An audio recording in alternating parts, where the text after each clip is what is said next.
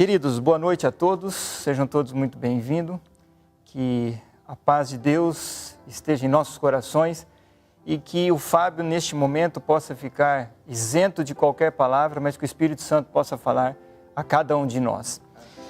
O tema diz, chegou a hora. Estamos vivendo um período conturbado, difícil, muitas pessoas apavoradas, com medo, incertas, temerosas, mas o que dizer de tudo isso?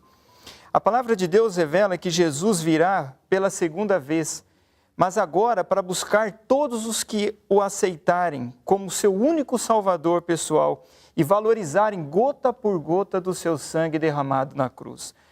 Não nos precipitemos em pregar algo errado, pois o dia e a hora em que Jesus vai voltar não está revelado na sua palavra. Mas então chegou a hora do que? Vocês podem estar me perguntando. Abramos nossas Bíblias no livro de Atos, capítulo 3, versos 19, nós vamos ler agora até o verso 21.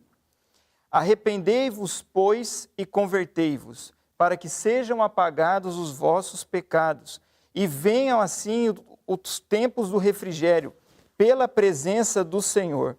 E enviei ele a Jesus Cristo, que já dantes foi pregado, o qual convém que o céu contenha aos tempos da restauração de tudo, dos quais Deus falou pela boca de todos os seus santos profetas desde o princípio. Então nós vemos na palavra de Deus que no verso 21, o qual convém que o céu contenha até os tempos da restauração de tudo. Irmãos, eu quero contar um testemunho rápido. Quando eu vi pelo caminho e eu cheguei aqui neste local para fazer essa pregação, eu olhei para o céu e disse assim, Senhor, será que é essa mesma mensagem que tem que ser dada ao povo de Deus? Queridos, quando eu olhei para o céu, eu vi como se fosse o desenho de uma mão, exatamente como fala esse verso, e eu senti que é a mão de Cristo ainda segurando um tempo, que é o que nós vamos falar hoje. Queridos, no verso 21 diz assim, convém que contenha, Jesus está segurando, tá certo? Para o quê? Para que ocorra uma restauração de tudo, assim como foi dito pelos profetas no início de tudo. Queridos irmãos, Jesus estava desde o início, quando Deus fez este mundo, quem executou a obra foi Jesus Cristo. Então, neste momento, ele está dizendo assim, olha, eu saí do céu, vim a essa terra, estava com Deus na criação. Depois eu desci, vim como homem, sofri como homem, morri como homem e voltei ao céu. E agora o Senhor está retendo ainda, Ele está dando um tempo. Esse período que nós estamos vivendo agora é um momento de reflexão. O Senhor está com a sua mão segurando ainda para que ocorra um tempo de restauração. Não fiquemos apavorados porque ainda não está no tempo, não está escrito que Jesus vai voltar amanhã. Está perto, estamos no tempo do fim. Mas ainda nós temos esta obra a ser realizada, que é uma restauração. Agora, você pode estar perguntando, mas restaurar o quê? Então nós vamos recorrer à Bíblia. Voltamos agora, nós vamos ao primeiro ponto, ok? Que deve ser restaurado, que desde o princípio Deus, Jesus, deixou para o seu povo. Vamos abrir a Bíblia no livro de Gênesis, capítulo 1. Eu quero ler o verso 27 e depois a primeira parte do 28. Diz assim, e criou Deus o homem à sua imagem, a imagem de Deus o criou, macho e fêmea os criou. Vamos ler a primeira parte do verso 28. E Deus os abençoou e Deus lhes disse, frutificai e multiplicai-vos e enchei a terra e sujeitai-a. Queridos, nós vemos que logo depois que Deus criou este mundo, Ele colocou o homem, a mulher, macho e fêmea, Ele instituiu, Ele colocou, Ele criou aqui para habitar neste mundo maravilhoso. E interessante que Adão e Eva é o nosso primeiro casal, foi o primeiro casal formado por Deus nessa terra. E logo em seguida ele viu assim, ele falou, poxa, mas só dois nesse lugar maravilhoso não vai ser suficiente. E aí no verso 28 ele diz, frutificai e multiplicai-vos e enchei a terra. O que significa isso? Agora ele abre, além do casal, ele institui as famílias. E é esse ponto, é esse primeiro ponto que nós queremos falar agora que há necessidade de uma restauração. Queridos, falando primeiramente do casamento, hoje não é só o mundo que está sofrendo essa ruína. Dentro da nossa igreja existem muitas pessoas, e eu quero dizer a você que muitas pessoas às vezes não estão divorciadas no papel, mas as pessoas estão separadas dentro da sua própria casa. Elas somente convivem, mas elas não vivem como um casal. Interessante que hoje Satanás está querendo destruir o quê? A igreja? Não, ele quer destruir a família, porque ele sabe que quando ele destrói a família, automaticamente a igreja desaba. Interessante que o casal está sofrendo um bombardeio de lutas, de provas. Então, eu quero fazer um apelo a você. Eu não sei qual a dificuldade como casal que você está enfrentando, mas Deus está falando na sua palavra que há necessidade de uma restauração. Há uma necessidade de colocar o eu abaixo de tudo, deixar que Cristo habite em nossos corações. Deixar o egoísmo de lado, às vezes por questões bobas. Nós ficamos sem conversar, ficamos meses, às vezes ficamos um tempo sem trocar um bom dia, sem trocar uma boa noite, seja o que for. Eu quero perguntar para você, quando foi a última vez que você disse eu te amo a tua esposa, ou vice-versa? Hoje você disse um bom dia para ela? Eu quero contar o meu testemunho. Nesse período que nós estamos, estou trabalhando de casa. E queridos, eu sinto que realmente eu precisava desse tempo. Eu sinto que o meu casamento havia necessidade de um tempinho a mais. Eu falo isso porque a gente que está debaixo do mesmo teto, nós sabemos quais são as dificuldades. Muitas vezes a correria do dia a dia, muitas vezes o estresse do trabalho, muitas vezes as questões financeiras, muitas vezes a questão da preocupação com os filhos. Isso faz, como casal, às vezes nós nos separarmos um pouco. Às vezes a gente traz uma bagagem de fora e quando você chega em casa, a mulher fala que você largou o sapato no meio do caminho, ela fala que a toalha você não estendeu no lugar certo, e aí você pega toda aquela carga e desaba em quem? Na pessoa errada. E é justamente isso que está acontecendo com os casais. Então que nós possamos hoje restaurar essa questão, o nosso relacionamento um para com o outro. O segundo ponto, dentro desse mesmo fundamento, eu quero estender agora às famílias. Queridos, a palavra de Deus, eu gostaria que você acompanhasse com a gente a leitura. No livro de Malaquias, capítulo 4, o verso 5 e o verso 6 diz assim: Eis que vos envio o profeta Elias, antes que venha o dia grande e terrível do Senhor, e converterá o coração dos pais aos filhos e o coração dos filhos a seus pais, para que eu não venha e fira a terra com maldição.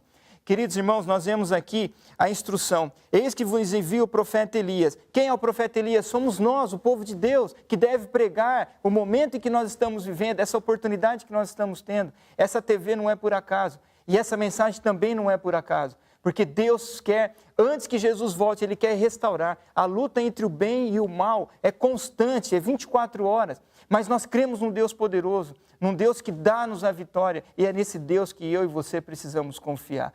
Satanás não tem poder quando Jesus está na nossa vida. Interessante que a palavra diz assim: Eis que eu envio o profeta Elias, que venha, antes que venha o dia grande e terrível do Senhor, e converterá o coração dos pais aos filhos. Paremos por aqui. Onde começa a obra? É realmente no meu e no teu coração, pai e mãe. Pais, o trabalho inicial de conversão começa nos nossos corações. Pai, quero me dirigir a você, pai, como a mim, pai. Tem vós assumido o papel de sacerdote e líder espiritual dentro da igreja que está dentro da tua casa? Tem dado exemplo como homem no trato com a sua esposa e com os seus filhos? Tem sido responsável pelo alimento e também pelo conforto do lar? Essa incumbência Deus deu a nós, homens, pais. Não adianta, você colocou 3, 4, 5 filhos e agora você vai reclamar com Deus? Não, Deus abençoou, mas foi você que tomou a iniciativa. Então confie agora que Deus vai suprir, principalmente nesse momento de dificuldade. Deus vai dar o alimento certo para você, mas você precisa se locomover, você precisa se restaurar, você precisa assumir a sua responsabilidade como um pai, como líder, para poder executar a obra e a missão que Deus te deu. Queridos, agora eu quero conversar um pouquinho com a mãe. Tem vós ajudado vosso marido no cuidado da família e dos filhos? Tem compartilhado com eles das suas fraquezas e das suas necessidades como esposa e mãe? Vemos hoje muitas mulheres com um semblante triste e sobrecarregado. Queridos irmãos, nós vemos hoje, e o culpado muitas vezes das mulheres estarem nessas condições é somente minha, é somente eu como um pai. Muitas vezes eu coloco toda a carga de responsabilidade sobre a mulher, e a mulher, ela tem hora que ela não aguenta, ela precisa de um socorro. Tanto que Deus, na sua infinita sabedoria, Ele fez o que? Ele tirou parte da costela do homem, para que os dois andassem juntos. Mas o que nós vemos hoje é um lar em que a mãe dá ordem e o pai dá desordem. A mãe manda e o pai desmanda. A mãe é mais enérgica, mas o pai larga tudo. Queridos irmãos, nós precisamos ajudar as nossas esposas, as mães que estão dentro do nosso lar. Muitas vezes eu quero dizer algo para você. Você tem dado uma mesada para a tua esposa? Você tem dado uma parte do que você ganha para a tua esposa? Pior não é isso, pior é homens que ainda não compartilham o que ganha com a esposa. E o que dirá a mãe dos seus filhos? Será que ela está feliz dentro dessa condição? Queridas mães, Deus instituiu vocês como mantenedora, como educadora. Vocês têm uma função enorme na mão de vocês. Vocês têm uma responsabilidade junto com os pais muito grande. E eu faço uma pergunta para você. Será que você hoje está dedicando todo o seu tempo à educação dos seus filhos, à herança que o Senhor te deu? E lembrando que antes disso, você também precisa se consagrar. Hoje Deus está pedindo para que nós restauremos todas essas partes dentro da nossa família. Queridos filhos, agora eu quero me dedicar a voltar a palavra a você. Tem dado devido carinho, amor e respeito para com os vossos pais? Ajuda-nos a fazeres do lar e nas despesas da casa. Tem cumprido o que o 5º mandamento diz: honra teu pai e tua mãe, para que prolongue os teus dias nessa terra. Irmãos, o que nós estamos vendo hoje, você que está nos assistindo, você pode confirmar isso na sociedade, é um desrespeito. A altura do pai com o filho, agora já não existe mais uma questão de hierarquia com respeito. A palavra de Deus está falando isso. Honra teu pai e a tua mãe para que prolongue. Não importa se o seu pai tem dificuldade com algum problema, mas você deve honrar esse pai até que ele não entre em choque com a palavra de Deus. Nós devemos honrar os nossos pais em tudo, irmãos. E interessante que diz assim, muitos filhos não querem responsabilidade, ficam em casa, não têm coragem de tirar o prato da mesa e colocar e lavar ele para ajudar a mãe, aí sobrecarrega a mãe. Muitos filhos trabalham fora e não têm coragem de dar R$1 pelo menos para colaborar com os pais. E tem pais sobrecarregados, tem pais com as contas negativas. Por quê? Porque os filhos não estão assumindo os seus papéis dentro do lar. Mas Jesus diz algo para você, você é especial. Jesus veio para morrer por você. Não importa o que você fez daqui para trás, mas Jesus quer restaurar a tua vida e teu coração. Se você é uma joia preciosa, se nós tivéssemos hoje um exército de jovens recrutados para a obra do Senhor, Jesus poderia voltar muito breve. E você vai tomar qual decisão hoje? Você vai aceitar esse chamado de Deus na tua vida? De entrar, de se alistar no exército de Cristo e fazer diferença, meu querido jovem, meu querido filho? A maior restauração de um lar não está em sua estrutura física, mas em cada coração que compõe cada família humana. Eis que estou à porta e bato, diz Jesus. E se alguém ouvir a minha voz, se você pai, se você mãe, se você casal, se você filho, ouvir a voz, a porta batendo, hoje é o momento de você abrir e o Senhor vai ter prazer e gozo em entrar e restaurar o teu casamento, restaurar a tua família. Louvado seja Deus, amém? Ok, vamos para o segundo fundamento. Gênesis capítulo 1, verso 29. Vamos voltar de novo ao início, tá? Vamos voltar ao início. E disse Deus, eis que vos tenho dado toda a erva que dá semente e que está sobre a face de toda a terra, e toda árvore em que há fruto de árvore que dá semente, ser-vos-ão para mantimento. Deus, em seu infinito amor, após criar a família, logo pensou em preparar algo especial para a família. Ele colocou e instituiu o cardápio original, um cardápio especial. A escritora e profetisa Ellen White, ela escreveu, inspirada por Deus, no livro Ciência do Bom Viver, página 296. Cereais, frutas, nozes e verduras constituem o regime dietético escolhido por nosso Criador. Deus deixou os alimentos naturais para nutrir o nosso corpo. Jesus, em sua palavra, deixou uma grande esperança neste momento conturbado, nesse momento difícil de saúde que nós estamos enfrentando. Em João 10, a última parte, ele diz assim: eu vim para que tenham vida e a tenham com abundância. Não se desespere, não tenha medo, mas seja esperto, pense bem, ouça a instrução que Deus está dando. No começo, Deus deu o cardápio original, e eu quero falar algo para você.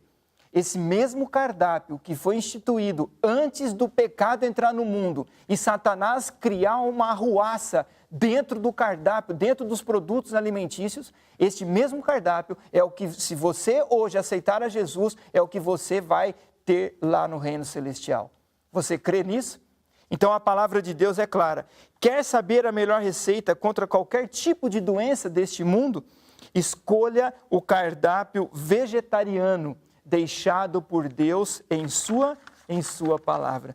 Queridos, no livro de 1 Coríntios, capítulo 6 e o verso 19, eu gostaria que você acompanhasse a leitura. 1 Coríntios 6, 19 diz assim: ou não sabeis que o nosso corpo é o templo do Espírito Santo, que habita em vós proveniente de Deus, e que não sois de vós mesmos? Queridos, nós somos o templo do Espírito Santo. Nós estamos preparando o Espírito Santo para entrar dentro de nós. Eu quero dizer algo para você. Quando você entra numa casa e você olha as paredes com grandes trincas, o teto rachado, as janelas caindo, você sente segurança em entrar e ficar ali dentro daquele local? Assim é o Espírito Santo conosco. Quando ele encontra um corpo doentio, um corpo fraco, ele não tem segurança em entrar totalmente e habitar dentro de nós. Talvez aí esteja a resposta, porque às vezes nós sentimos que as nossas orações são fracas. Por que nós não temos força espiritual? A resposta está: coloque a restauração do cardápio original de Deus em sua vida. Comece a praticar e você vai ver que haverá uma grande diferença na tua vida.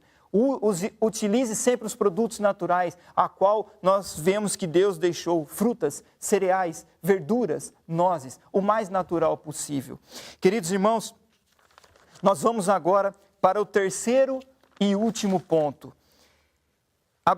Abramos as nossas Bíblias, vamos voltar de novo no livro de Gênesis capítulo 2, ou do verso 1 até o verso 3. Assim os céus e a terra e todo o seu exército foram acabados. E havendo Deus acabado no dia 7º a sua obra que tinha feito, descansou no 7º dia de toda a sua obra que tinha feito.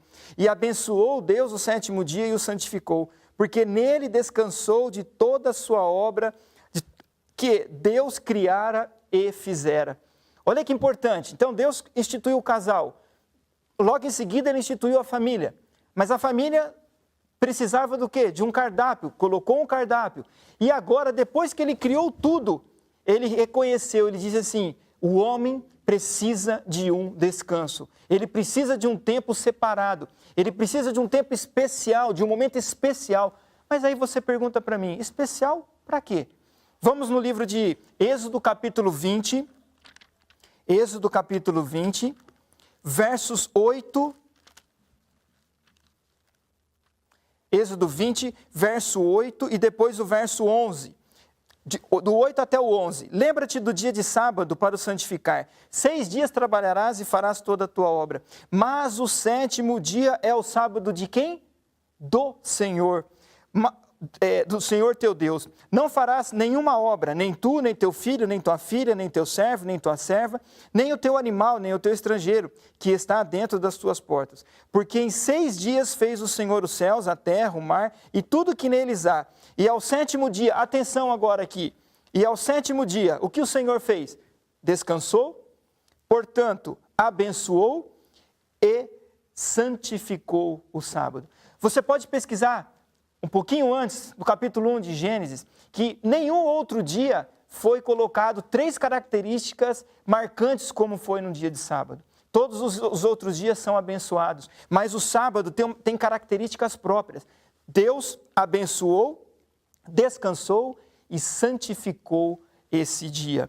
Sensacional, né? Deus fez tudo isso para quem? Para nós, para a humanidade, para a criatura que Ele tanto ama. Ele fez esse momento e esse dia especial. Talvez você que nos assiste nunca tenha ouvido sobre isso, ou não conhecia a importância que Deus deu ao sábado para deixar para o homem.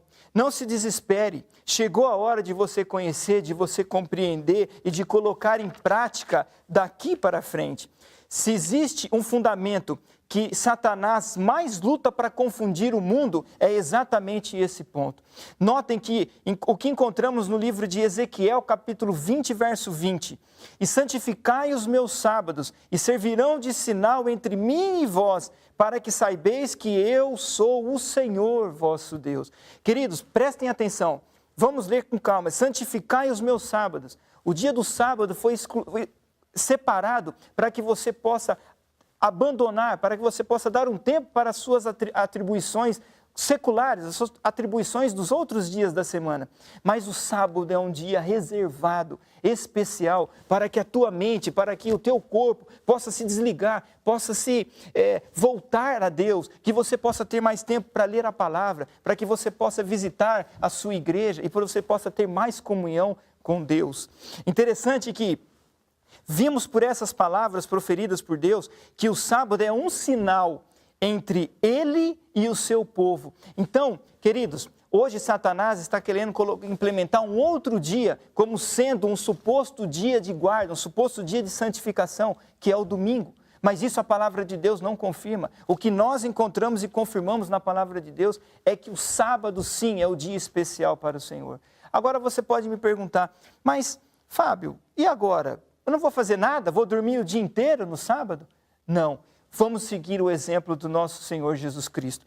Vamos ler o que se encontra no livro de Lucas, capítulo 4, verso 16. Interessante que Jesus, 4, verso 16. Lucas 4, verso 16. Diz assim: E chegando a Nazaré, onde fora criado, entrou num dia de sábado, segundo o seu costume, na sinagoga, e levantou-se para ler. Queridos, nós vemos que Jesus, qual era a profissão de Jesus? Carpinteiro. Ele, durante os 6 dias da semana, durante os 6 dias ele trabalhava na carpintaria, ajudando o seu pai.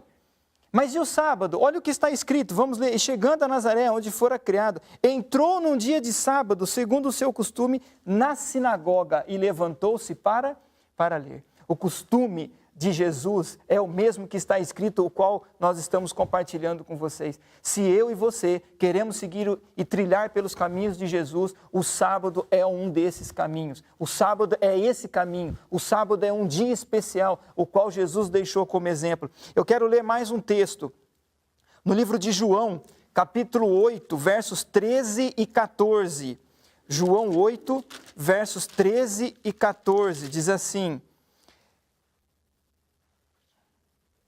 João 13 e 14. Levaram, pois, aos fariseus o que dantes era cego, e era sábado, quando Jesus fez o lodo e lhes abriu os olhos. Queridos, o dia de sábado foi separado para que nós possamos fazer as boas obras, para que nós possamos levar o amor ao nosso próximo, para que nós possamos pregar sobre a caridade.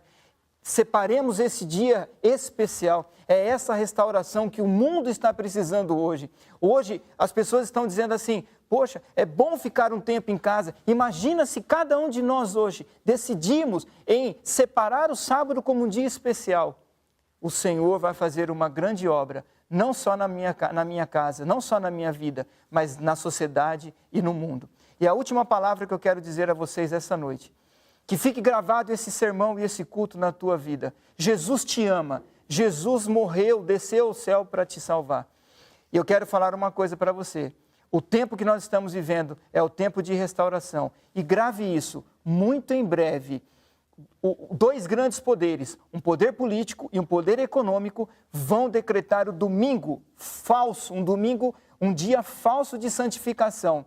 Quando você ouvir falar sobre isso, aí sim, acordeis, fiquemos já preparados. Por isso que o tempo de preparação começa hoje, começa já, porque nesse momento, Jesus descerá e executará a sua obra. Que o Senhor te abençoe e que nós, como família, possamos restaurar todos esses fundamentos que Deus instituiu antes do pecado entrar neste mundo. Que Deus, essa é a minha oração e o meu desejo para mim e para sua família, hoje e eternamente. Amém. Se de alguma forma essa mensagem tocou o seu coração, compartilhe com seus amigos e familiares. Deixe o seu like, se inscreva no canal para receber todas as mensagens que ajudarão a edificar a sua vida espiritual. Deus te abençoe sempre.